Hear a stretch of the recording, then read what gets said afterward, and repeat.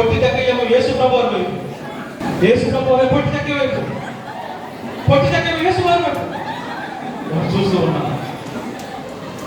చూస్తుండగా నేను ఈరోజు మీ ఇంటికి వస్తానన్నాడు.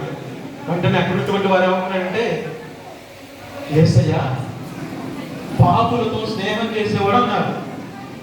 ఆయన కూడా వెంటనే చక్కగా యేసు ప్రభు వారిని ఇంటికి ఆహ్వానించి సగం భాగం పేదలకు ఇచ్చేస్తాను, నేను అన్యాయంగా సంపాదించినటువంటి ఎవరి దగ్గర తీసుకుంటున్నానో దానికి 4 వందలుగా రెట్టింపు పొట్టి చక్కగా చెప్పాడు.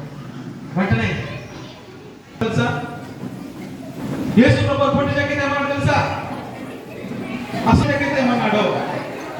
యేసు ప్రభు వారు పొట్టి చక్కగా ఏమన్నాడు అంటే, యేసు ప్రభు చెప్పారు.